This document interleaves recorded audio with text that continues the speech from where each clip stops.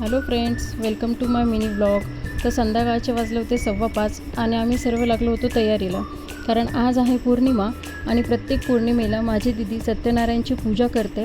तर डुग्गू आणि पिद्दू मिळून देवासाठी हार बनवत होते. त्यात दीदीने सांगितलं की मेन दारासाठी एक तोरण पण बनवायचं आहे. तर तोरण बनवत असताना पिद्दूची मस्ती चालू होती. ती मध्येच डुग्गूला फूल काढून देत होती. इकडे वेदा एक फूल घेऊन खेळत होती. तिचं वेगळंच काहीतरी चालू होतं. वेदानेही डुग्गू आणि पिद्दूला जॉईन केलं.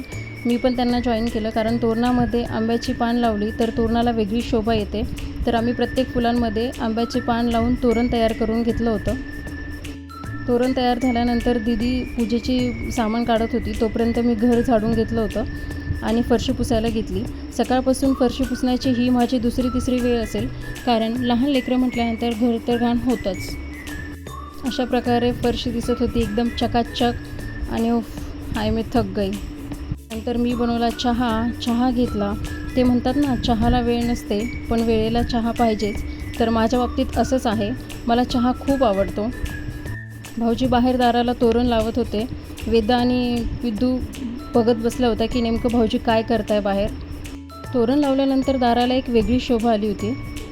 चौकट पूजन तर दीदीने सकाळीच करून घेतलं होतं. मी पण तयार झाले होते. दीदीने देवघरातील सर्व देव स्वच्छ घासून पुसून घेतले होते आणि त्यांची पूजा केली. आमच्या सर्व घरामध्ये माझी दीदी खूप धार्मिक आहे आणि असं काही करायचं असल्यानंतर तर ती नंबर 1वर आहे घरामध्ये. खरं तर हे सर्व पूजा लावून बघत असताना मला पण खूप छान वाटत होतं. दीदीने पूजेची मांडणी केली होती आणि मध्येच लाईट गेल्यामुळे व्हिडिओमध्ये थोडासा अंधार आला आहे. त्यानंतर दीदीने बाळकृष्णाला आणि गणपतीला आंघोळ घालून घेतली. पंचामृताने त्यांचा अभिषेक केलं आणि सुपारीचीच म्हणजेच गणपतीची स्थापना केली.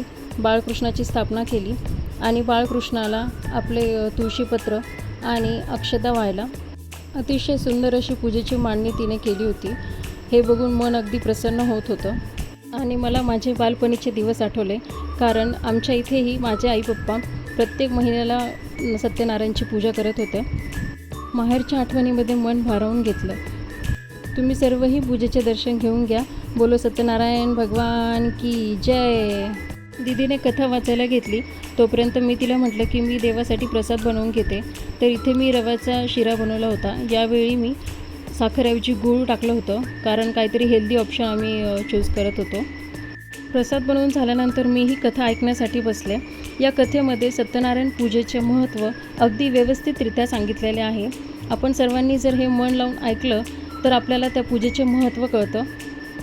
कथा संपन्न झाल्यानंतर आम्ही सर्वांनी मिळून आरती केली.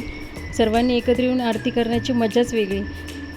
प्रसाद घेतला आणि मी आणि वेदाने फोटोज क्लिक केले. त्यानंतर आम्ही घेतला selfie. Thanks for watching. Bye bye.